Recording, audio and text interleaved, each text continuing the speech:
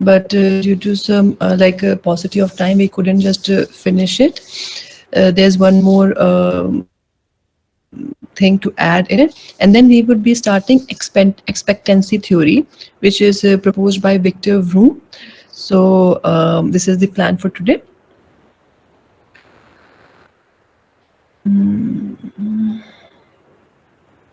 Okay.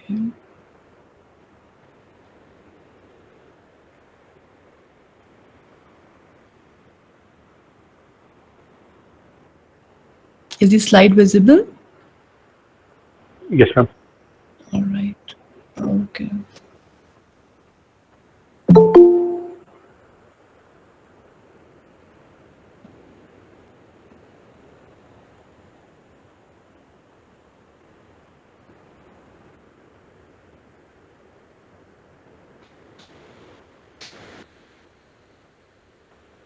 I don't think if I can put it in the slideshow, because your friends would be okay. Fiza ma'am is in.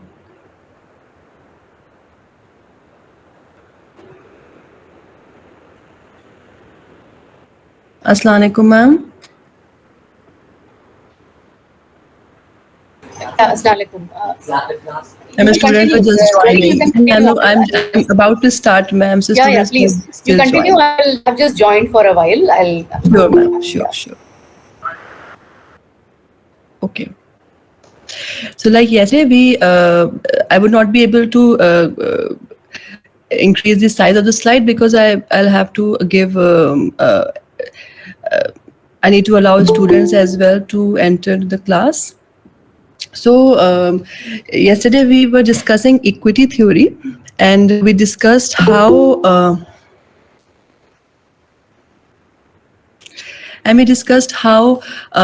people respond to the situation when they are treated with inequity, and how they compare themselves with some relevant people in these 4 ways, which is self inside, self outside, other inside, and other outside. I hope it is clear. Then we discussed how the people make 6 choices when they perceive that inequity is existing. That also we discussed. So I'm not going into the details. Then this is one aspect which I wanted to discuss, which is like when we talk about organizational justice.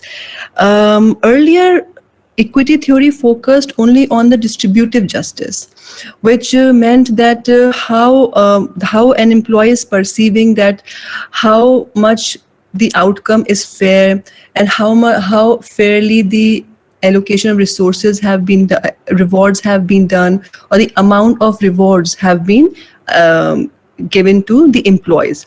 So this is distributive justice, and historically equity theory focused only on the distributive justice. But organizational justice has a bigger picture. It doesn't stay confined only to the distributive justice. There are a few more aspects to it. So one is procedural justice. Distributive justice is there. Then we have procedural justice. Procedural justice means, as the name suggests, procedural justice means that how much a person is perceiving that the process which are used to reach the outcome is, like, for example, reward or the performance appraisal. So how fair those processes are which have been used to reach the outcome. So if a person is perceiving that the rewards have been giving, or the process which has been followed is fair, then he faces less inequity. But if he feels that there is laziness of processes which were used to determine the outcome, then he realizes there is more inequity. So this is what procedural justice would mean. And there are two elements, important elements of procedural justice. One is process control and one is explanations. In process controls, again, as the name is suggesting, it is the opportunity through which the point of view can be presented, that how the desired outcome has been made, or the opportunity that point of view about the desired outcomes to decision makers. Okay, that how your point of view is about the desired outcome. And explanations are again clear reasons which management gives about the outcomes. Okay, so if people perceive that this is fair, then they would feel that the procedural methods are just. And if they perceive that they have not been given explanations, that how the outcome has been reached, why they have not been rewarded, or why they have not been given the promotion, or why other person may be given more rewards or more amount of rewards, then they would feel that there is something unjust.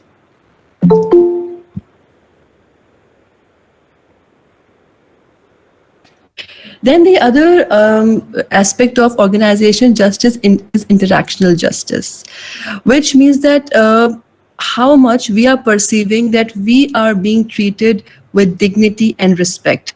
For example, if I'm an employee in an organization, and if I perceive that I am being treated with concern, with dignity, with respect, then I would be happy, and I would feel that okay, the interactional the justice is there.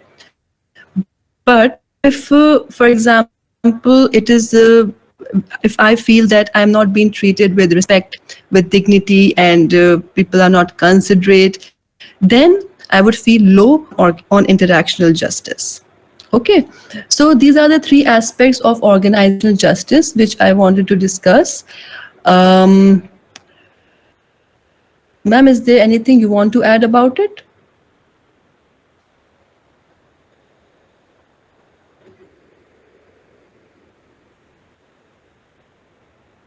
Okay.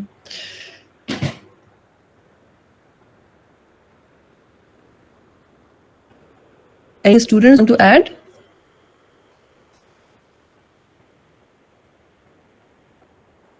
And see, there are also the advantages of these methods. For example, if procedural justice is being practiced and if explanations are given, then the worker feels more,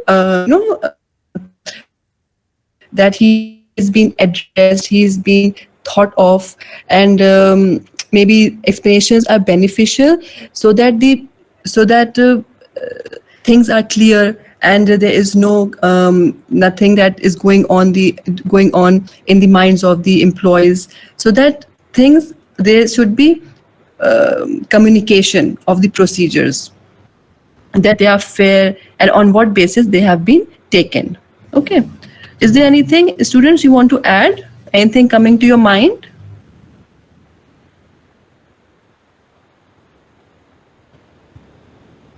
Okay, so we can move to the expectancy theory, which this was the only part which was left yesterday to add into the equity theory. So the next theory which we would like to move on is expectancy theory. Expectancy expectancy theory has been proposed by Victor Vroom, and it is popularly called as Victor Vroom's expectancy theory. And expectancy theory that the strength of our tendency that to act in a certain manner. For example, if we are acting in a certain manner, then on what basis we would act? So we would act on the basis of our expectations. How strong are our expectations? If our expectations are strong, we would be behaving more. Our strength would be more to behave in a particular manner. And if our expectation from that action or from that process is low, then we would not act that strongly. Okay. So expectancy argues that the strength of our tendency of to act in a certain manner depends upon how strong is our expectations that we would be receiving a certain outcome. So, and that outcome could be anything. That outcome could be like your performance appraisal, could be reward. So those outcome could be anything. So individual effort would lead to individual performance, and it depends upon the strength of our belief that we would be receiving certain reward, that there would be certain outcome of this effort. So if we think that the outcome will be stronger, then our effort will be stronger. So that could be your effort performance relationship. Then comes your performance reward relationship, individual performance and organization reward. The performance reward relationship. Now, this is that, for example, it means that the degree to which the individual believes that performing a particular level at particular level would reach to a particular organizational reward. Okay, that how what rewards we would be given at the organizational level. And now if those rewards are given to us at the organizational level, do they satisfy our personal goals? Maybe our personal goal is to attain high salary. So is that what we are receiving from organization, or is it something different that we are receiving from the organization? Maybe we would like to have a more challenging job, but we are getting only a rise in pay. So that way, our personal goal is not satisfied. Okay. So this theory focuses on these three relationships: effort performance relationship. Then the stronger the effort, stronger the performance of the individual. Then performance reward relationship, that how well we perform, we would be given rewards in the organizations accordingly. And then rewards and personal goals relationship, that if we are receiving the reward in the organizations, then that would satisfy our personal goals. So if our personal goals are strong, or if the rewards are strong, then our efforts and performance will be better.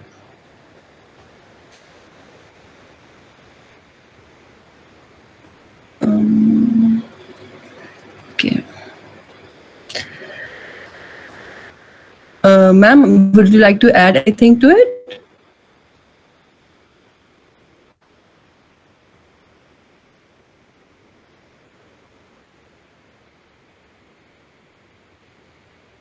Okay. So is there anything, students, you want to ask it? Is it clear? It is clear. Okay. So organization rewards could be, like I mentioned, could be bonuses, could be salary increase, could be promotion, right? Yes. The personal goals may match the organizational rewards, or it may not match the organizational rewards. Then it is said that this theory could these three relationships could also be framed in the form of three questions, which we just discussed. So we could also frame these three questions in the light of the three relationships. The first question could be that if I give a maximum effort, will it be recognized in my performance appraisal? Same thing which we discussed here, right? When performance is high, will rewards be given? So if I give a maximum effort, will it be recognized in my performance appraisal? Some people may think that it may not be recognized. Some people may think that it would be recognized. So people who would be thinking that performance appraisal will reflect their effort, they would work harder. But sometimes it may not happen because every company have maybe different criteria to give performance appraisal. Sometimes the organization's performance appraisal system may be designed to assess non-performance factors like loyalty, courage, or maybe how well they are doing as a teamwork. So, which means that effort may not play an important role that way. So, it scenario, the effort will not be recognized in the performance appraisal. Another thing could be that, for example, if there are two employees and like more employees, but if somebody is close to boss, or maybe boss doesn't like me, then in that case also this is a possibility that the employee may perceive that the boss may not recognize his efforts in the performance appraisal. So as a result, they expect a poor appraisal regardless of efforts. They think that no matter how well we would perform, we would not be appreciated. It would not be recognized in our performance appraisal.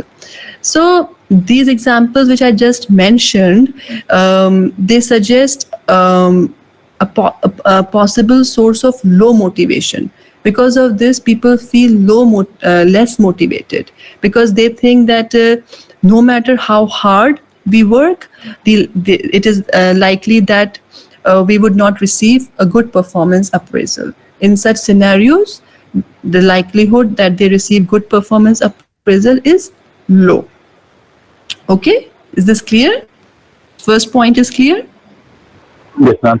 Okay. Yes, ma'am. Now, this relationship, the next relationship, we could frame it in this way.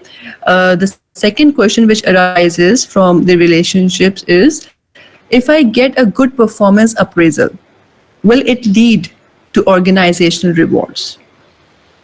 For example, like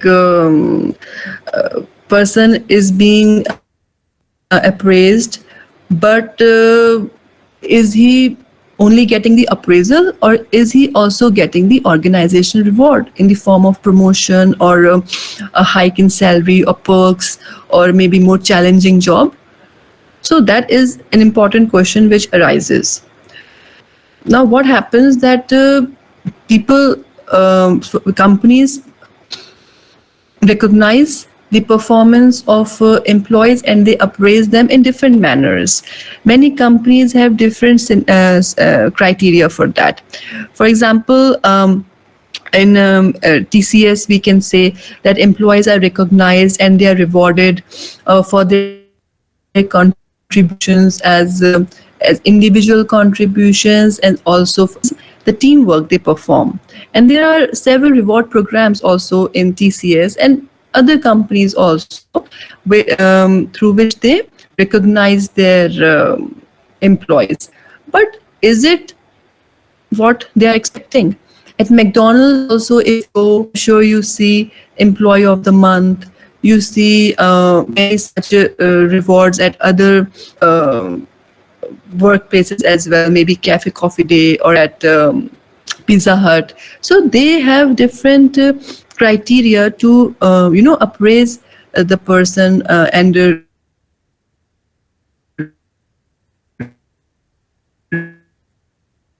reward the person.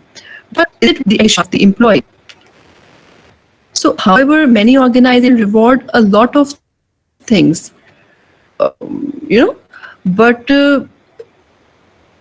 sometimes rewarding according to the person's expectations.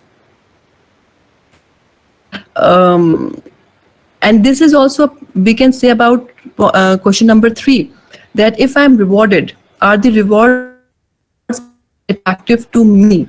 For example, if the employee works hard in the hope that he would get a promotion, but he gets only a pay raise, so he would not be very happy about it. He would not feel motivated because he is expected something more. something else. He's expecting something else. Employee wants some job. He ends up receiving only a few words of praise. That may not be enough for him. So this way, his personal goals would not be achieved. So the third relationship that the organizational goals leads to personal goals that could be framed in this way. If I'm rewarded, are the rewards attractive to me?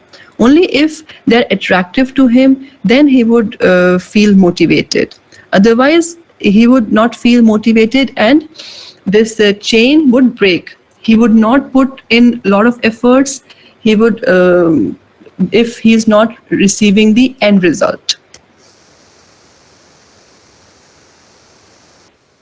Right? Anything which is not clear, anything to add?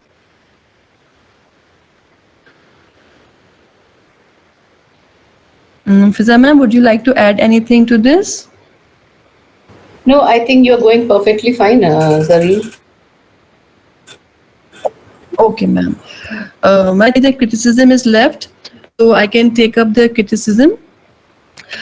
Expectancy theory also has received criticism because it is usually said that does expectancy theory work?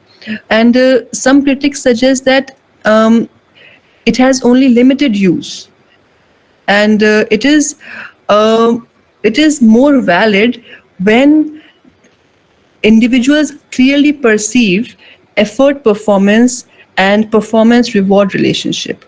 If it is clear, only then this theory is valid. Otherwise, this theory would not be very much in this way. For this, it is important that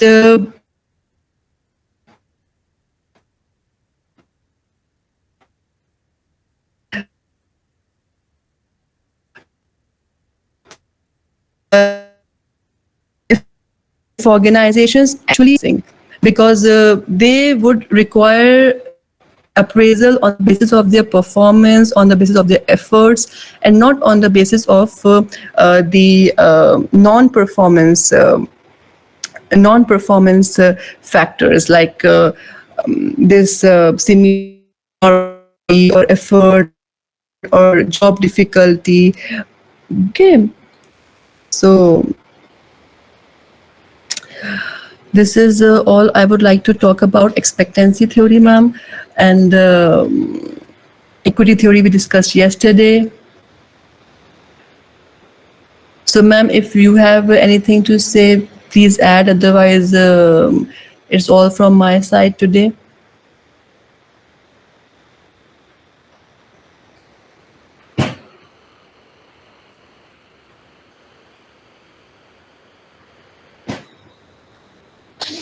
Students, would you like to add any comment or any point coming to your mind or any example coming to your mind?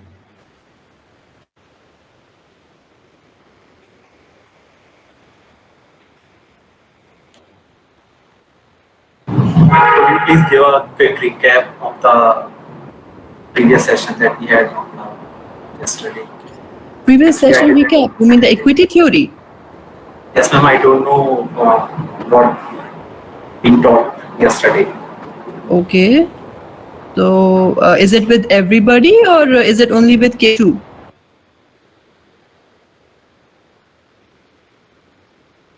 You were absent.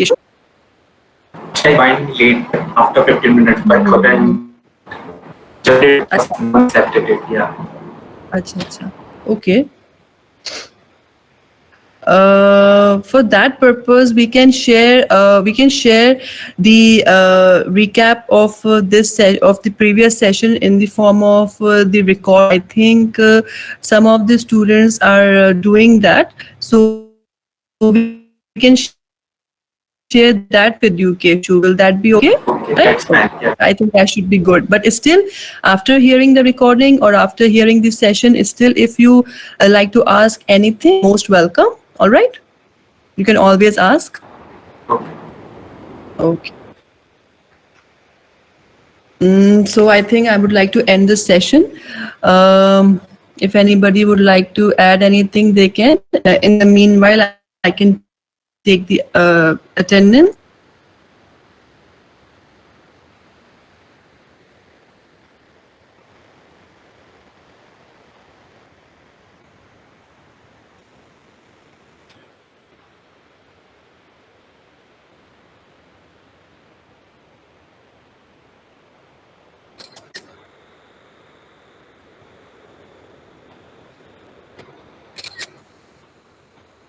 Ma'am, is there any kind of procedure by which the company tend to know like what kind of appraisal or things their people want? Like sometimes people want like salary hike or in difficult tasks, but instead of that thing they get like best uh, like awards kind of thing. Instead of that, if someone want to some hard task or get a salary hike, how they take it, how the HR take Right, it. I understand your question. I'm not sure about it, but maybe it depends upon what the organizations can give. I mean, if they have the plan for maybe salary hike, then maybe they would give that. I'm not sure if they ask the employees what they are expecting. I can read about it, and if I get any such example, I can definitely share with you. But maybe every company have different criteria to reward people and a challenging job depending upon his performance. So this is what I think, but I can read about it and I can always come back to you. Okay, ma'am. Okay, Thank you. Kanishka, thank you.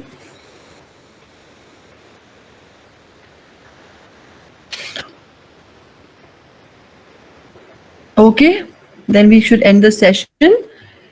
Okay, no problem. See you on Tuesday, and anyone's classes, inshallah. All right, then. See you tomorrow. See you on Tuesday then. Okay. Thank you, Bye. ma'am. Okay, bye. Thank Thank you, you. ma'am.